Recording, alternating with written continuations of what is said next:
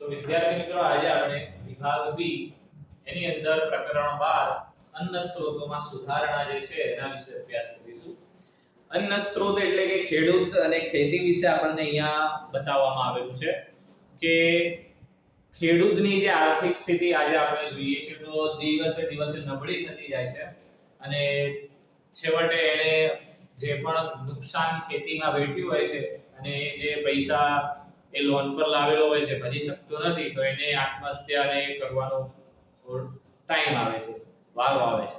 તો આપણે અહીંયા ચેપ્ટર આપવાનો મતલબ એ છે કે આપણે ખેતી વિશે અને ખેડૂત વિશે અને એની સાથે સાથે બીજા કયા જે ઉદ્યોગો છે એ વિકસાવી શકાય તો ખેતી સાથે સાથે આપણે આર્થિક જે સ્થિતિ છે એ ખેડૂતની સુધારી શકાય તો એના વિશે આપણું પ્રકરણ આપવામાં આવેલું છે. તો એની અંદર સૌપ્રથમ જોઈએ તો આપણને ખેતીમાં ટેકનિકલ સુધારા આપેલા છે કે કયા સુધારા કરી શકાય જેથી પાક ઉત્પાદન વધારે ને વધારે આપણને મળી શકે. જેમ કે આપણે જોવા જઈએ તો જે ભારતનો જે નકશો છે એમાં જે જમીન વિસ્તાર છે એમાં વધારો થવાનો નથી, એનો એટલો જ રહેવાનો છે. પણ આપણે એવા એની અંદર એના બીજમાં કે સુધારો કરી શકીએ જેથી પાક ઉત્પાદન વધારી શકાય. જો આપણને 1 હેક્ટર દીઠ જે પણ પાક ઉત્પાદન મળતું હોય તો એમાં સુધારા કરવાથી ધારો કે એનાથી બમણો થતો હોય તો એ આપણા માટે ફાયદાકારક છે. તો એટલા માટે કહેવામાં આવ્યું કે એમાં સુધારા લાવવાની જરૂર છે અને સાથે સાથે એમાં પશુપાલન છે, મરઘા પાલન છે, મધમાખી ઉછેર છે, મત્સ્ય પાલન છે. જો આવા બીજા નાના ઉદ્યોગો ખેડૂત સ્ટાર્ટ કરી દે તો એની આર્થિક સ્થિતિ સુધરે છે. બરાબર. તો હવે આપણે એમાં ક્વેશ્ચન નંબર 1 જોઈએ. તો ક્વેશ્ચન નંબર 1 શું આપેલું છે કે પાલતુ પશુ ઉછેરથી શું લાભ થાય છે ખેડૂત? તો પાલતુ પશુ કયા? તો જે ખેડૂત એના ખેતી સાથે સાથે એ જે પશુઓનું પાલન કરે છે તો એને પાલતુ પશુ કહેવામાં આવે છે. હવે પાલતુ જે પશુઓનો જે હેતુ ખેડૂત શા માટે એને પાળે છે? તો બે હેતુઓ છે જેમ આપણે લખ્યા એમ કે એક જે છે કે એક દૂધ મેળવવા માટે એ પશુઓનું એટલે કે પાળે છે. જેમાં ભેંસ છે, ગાય છે એનો પાલતુ પશુ તરીકે ઉપયોગ કરવામાં આવે છે અને એ જે દૂધ છે એ પછી સામે ખેડૂત જે છે એ ડેરીમાં આપી અને એ પોતાનું વળતર મેળવે છે અને એ રીતે એ તેની આર્થિક સ્થિતિ સુધારી શકે. બીજું છે કે ખેડૂત જે છે એ ખેતીના કામમાં આવે એવા પશુઓને પાળે છે, એનો પશુપાલન તરીકે ઉપયોગ કરે છે. જેમાં કે બળદ છે, એવા જે પણ પશુઓ છે એનો ઉપયોગ કરે છે જેમાં એ હળ ચલાવવા માટેનો ઉપયોગ કરી શકે કે બહાર સામાન છે એક જગ્યાએથી બીજી જગ્યાએ ખેતીનો સામાન લઈ જવા લાવવા માટે ઉપયોગ કરી શકે. તો આના માટે જે છે એ ખેડૂત પશુપાલનનો એટલે કે પશુઓનો ઉછેર કરે છે. હવે આગળ આપણને ક્વેશ્ચન આપેલો છે તફાવત ગુરુ પોષક તત્વ અને લઘુ પોષક તત્વોનો તફાવત માંગ્યો છે. તો ક્વેશ્ચન નંબર 2 છે તફાવત આપો.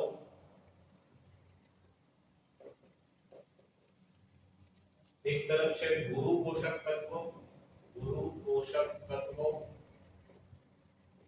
અને બીજી તરફ આપણને આપવામાં આવેલા છે લઘુ પોષક તત્વો.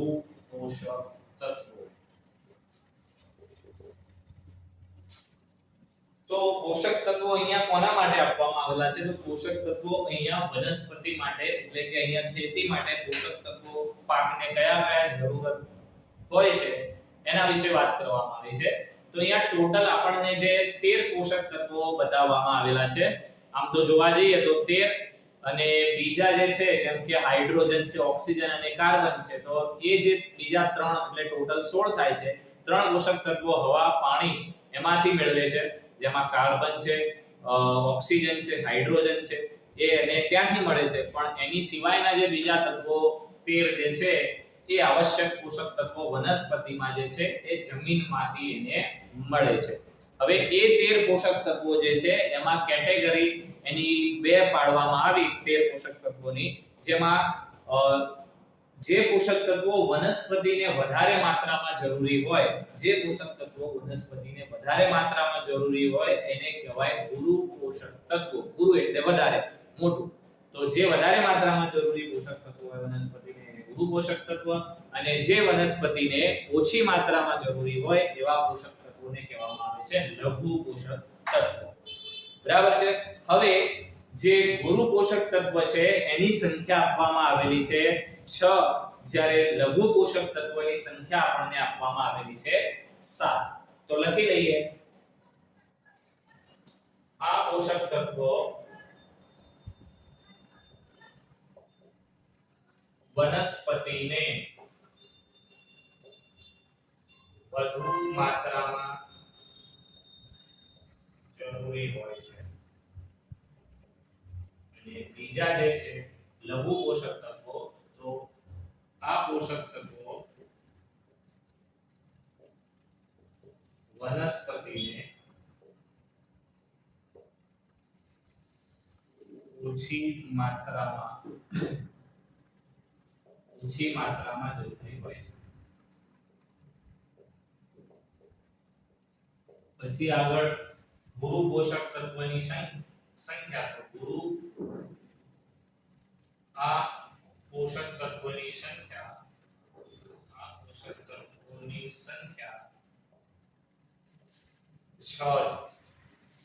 6 છે ગુરુ પોષકની, અને લઘુ પોષકની આ પોષક તત્વની સંખ્યા 7 છે. હવે એ પોષક તત્વો કયા છે એ પણ જોઈ લઈએ. તો ગુરુ પોષક તત્વને યાદ રાખવા માટેની એક ટ્રીક છે. યાદ રાખવા માટે શું યાદ રાખવાનું છે? તો પોકેમોન ફસા. પોકેમોન ફસા યાદ રાખવાથી આપણે જે ગુરુ પોષક તત્વો જે 6 આપેલા છે એ યાદ રાખી શકીશું. તો આ યાદ રાખવાનું. તો એના પરથી લખી લઈએ. પો પરથી છે પોટેશિયમ, કે પરથી છે કેલ્શિયમ, પછી આગળ મો પરથી છે એટલે કે મેગ્નેશિયમ છે, પછી ન પરથી છે નાઇટ્રોજન, ફ પરથી છે ફોસ્ફરસ, અને સ પરથી સલ્ફર. તો આ યાદ રાખશો એટલે તમારે 6 પોષક તત્વો યાદ રહી જશે. અહીંયા છે 7, તો 7 પોષક તત્વો અહીંયા પર લખવાના છે. તો એને યાદ રાખવા માટે આપણે યાદ રાખવાનું છે કે કઝિન આમ લેવા માટે મોલમાં ગયા, તો ત્યાં કહ્યું એમને કે ત્યાં બોલ્યા, શું બોલ્યા? તો ત્યાં બોલ્યા, શું બોલ્યા? કે કલ આના. કેમ કે મોલમાં જે છે એ આમ જે છે મેંગો છે એ પૂરા થઈ ગયા હતા એટલે. તો ક પરથી આપણે જોઈએ તો ક પરથી કોપર, પછી ઝિંક, તો ઝિંક પરથી ઝિંક, પછી આ પરથી છે આયર્ન, પછી મ પરથી છે મેંગેનીઝ, પછી મોલ, તો મોલ પરથી છે મોલિબ્ડેનમ, અને બોલ્યા એટલે બોલ્યા પરથી બો પરથી છે બોરોન, અને કલ પરથી છે ક્લોરીન. તો 1 2 3 4 5 6 અને 7 આ આપણા લઘુ પોષક જે તત્વો છે એ છે. તો આ એને યાદ રાખવા માટે શોર્ટકટ છે. બરાબર છે. તો આ છે લઘુ પોષક તત્વ અને ગુરુ પોષક તત્વનો તફાવત.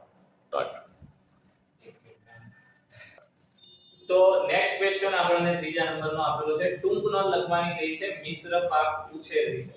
ટૂંક નોંધ લખો મિશ્ર પાક ઉછેર. થર્ડ નંબરનો ક્વેશ્ચન મિશ્ર પાક ઉછેર.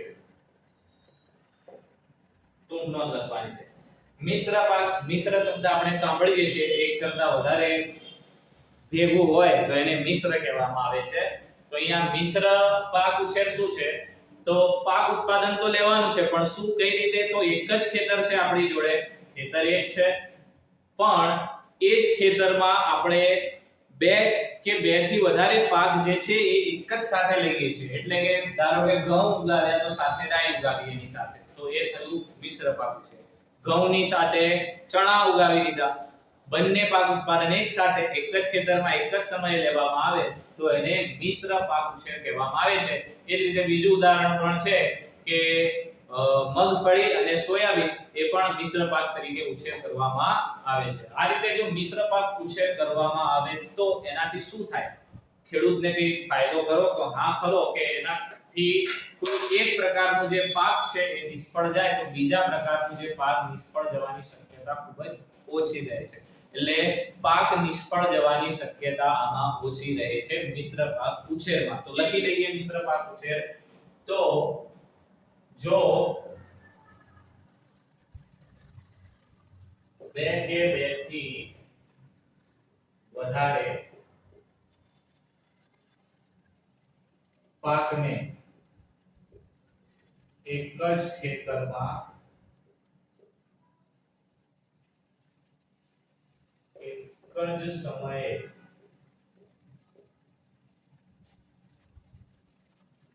એક સાથે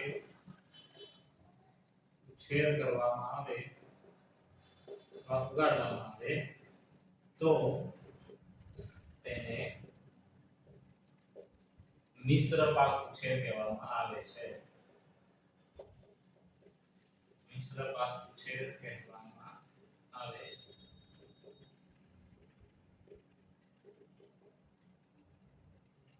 ઉદાહરણ જોઈ લઈએ એના કે મિશ્ર પાક ઉછેરમાં કયા પાકોને મિશ્ર પાક તરીકે લઈ શકાય.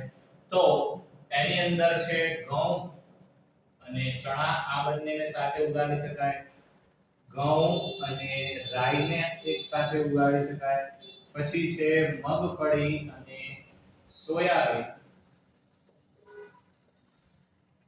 આ બંનેને એક સાથે ઉગાડી શકાય. એટલે આ પાકોનો મિશ્ર પાક તરીકે ઉછેર કરી શકાય.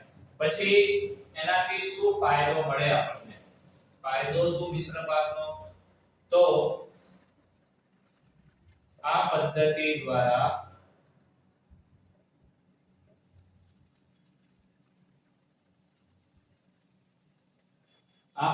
દ્વારા જે પાક ઉત્પાદન લેવામાં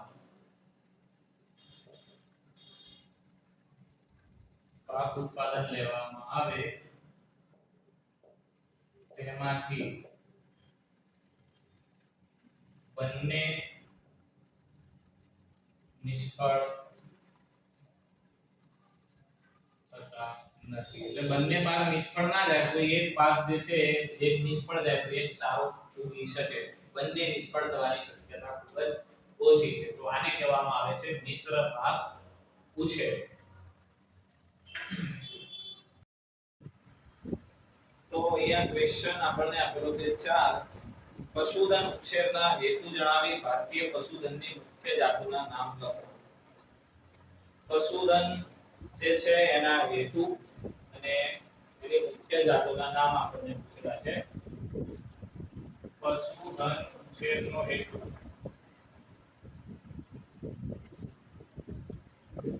એટલે પશુપાલન શા માટે કરવામાં આવે છે? હેતુ એટલે તો પશુપાલન એક તો કે પશુઓની સંખ્યામાં વધારો કરવા માટે પશુપાલન કરવામાં આવે, પછી એમાં દૂધ મેળવવા માટે પશુપાલન કરવામાં આવે, જેમ કે ગાય છે, ભેંસ છે વગેરે, અને બીજા ખેડૂત જે છે એ ખેતી ના ઉપયોગમાં લઈ શકે એટલા માટે બળદ કે એના જેવા જે બીજા સજીવ પ્રાણીઓ છે એનો ઉછેર એ પ્રમાણે કરે છે. તો પશુધન ઉછેરના હેતુ તો લખી લઈએ હેતુ. તો નંબર 1 કે દૂધ મેળવવા માટે,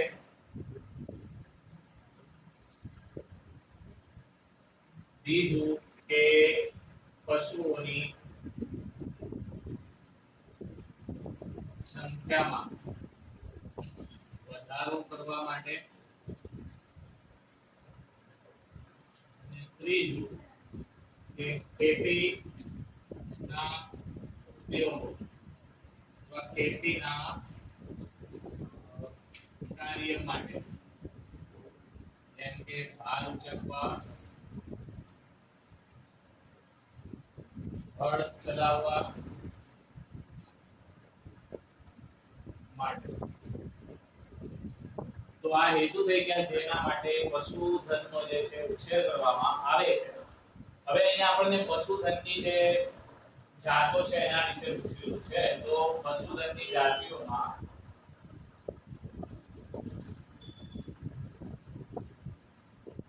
પશુધનની જાતમાં એક તો છે જેને આપણે ભેંસ કહીએ છીએ. એનું વૈજ્ઞાનિક નામ આપેલું છે જે દૂધ મેળવવા માટે ઉપયોગી છે, જેને કહેવામાં આવે છે બોસ બુબેલિસ. તો ભેંસનું નામ છે બોસ બુબેલિસ, એ જાત છે એની, અને જે ગાય છે એનું નામ છે બોસ ઇન્ડિક્સ. તો આ જે બે છે એ પશુધનની જાતો છે.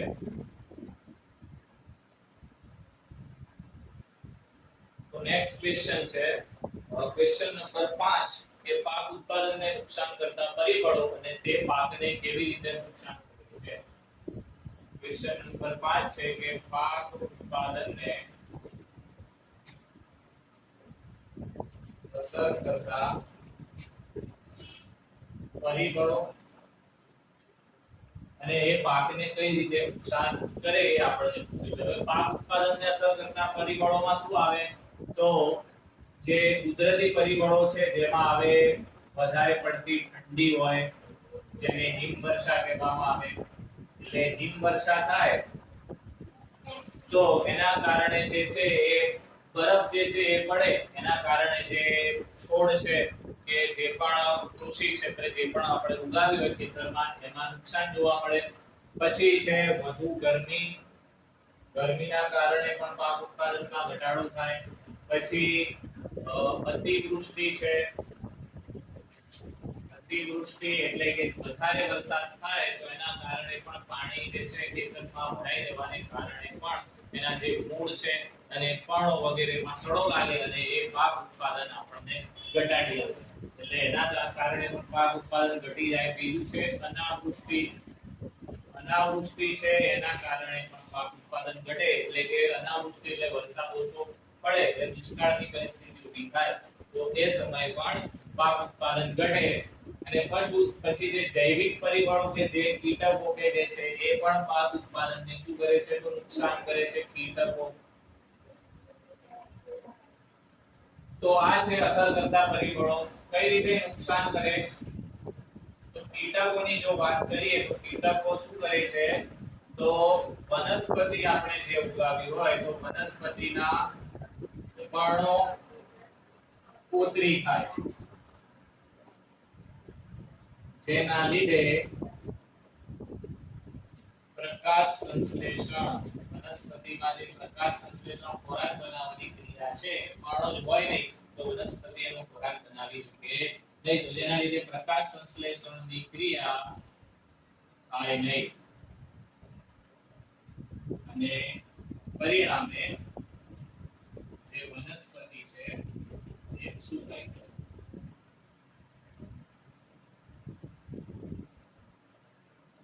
તો આ રીતે જે છે કીટકો એના પર્ણો કોતરી ખાય તો આ રીતે વનસ્પતિને નુકસાન કરે છે.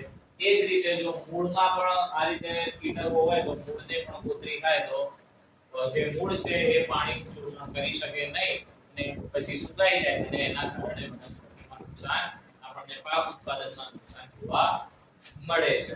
હવે આગળ નેક્સ્ટ ક્વેશ્ચન છે, આપણને 6 નંબરનો ક્વેશ્ચન આપેલો છે કે પાક ઉત્પાદનમાં આપણે ખેતરોમાં જૈવિક ખાતર અને રાસાયણિક ખાતરોનો ઉપયોગ શા માટે કરીએ છીએ? ખાતરોનો ઉપયોગ, હવે ખાતર શું છે? તો એક પ્રકારના છે એ પોષક તત્વોનો રિસોર્સ હોય છે. આપણે કોઈ એકના એક પાક કે અલગ અલગ પાક જમીનમાં ઉગાવતા રહીએ તો એ જે વનસ્પતિ છે એ એનું પોષણ મેળવવા માટે જમીનમાંથી પોષક તત્વો ખેંચે છે અને એનું જે વૃદ્ધિ વિકાસ છે એ વનસ્પતિ કરતી હોય છે. હવે કન્ટિન્યુ જો પાક ઉત્પાદન લેવામાં આવે તો જમીનમાંથી પોષક તત્વોની ઉણપ સર્જાય છે. આ ઉણપને પૂરી કરવા માટે જમીનની અંદર ફરીથી પોષક તત્વોનો ઉમેરો છે એ આપણે ખાતરના સ્વરૂપમાં કરીએ છીએ. તો એ ખાતર રાસાયણિક ખાતર પણ હોઈ શકે અથવા તો એ જૈવિક ખાતર પણ હોઈ શકે. જૈવિક ખાતર એટલે કે કુદરતી રીતે જે ખેતરમાં પ્રાણીઓના મળમૂત્ર છે કે વનસ્પતિનો વધેલો કચરો છે આને આપણે એક ખાડામાં એ ઢાંકીને રાખવામાં આવે છે અને એમાં અજારક શ્વસન થઈ અને એનું વિઘટન થાય છે અને એમાંથી ખાતરનું નિર્માણ થાય છે. એ છે જૈવિક ખાતર. અજૈવિક અને બીજું છે આપણને જે રાસાયણિક ખાતર વાત કરી તો રાસાયણિક ખાતર જે છે એ કારખાનામાં ફેક્ટરીઝમાં તૈયાર થાય છે. તો જોઈ લઈએ શું ઉપયોગ છે. તો વનસ્પતિ જમીનમાંથી પોષક તત્વો પાણી સાથે શોષણ કરે. તેથી જો જમીનમાં પોષક તત્વો ઉમેરો ન કરવામાં આવે તો જમીનની ફળદ્રુપતા ઘટી જાય છે. તેથી આ પોષક તત્વોનો ઉમેરો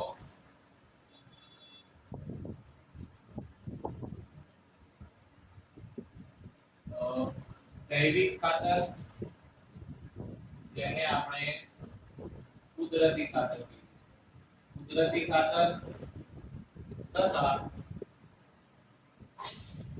રાસાયણિક ખાતર.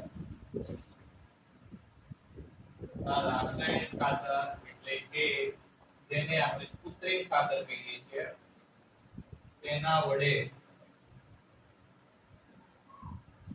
કરી શકાય. જેથી પાક ઉત્પાદન સારી રીતે મળે. તેથી આપણે જમીનમાં શું કરીએ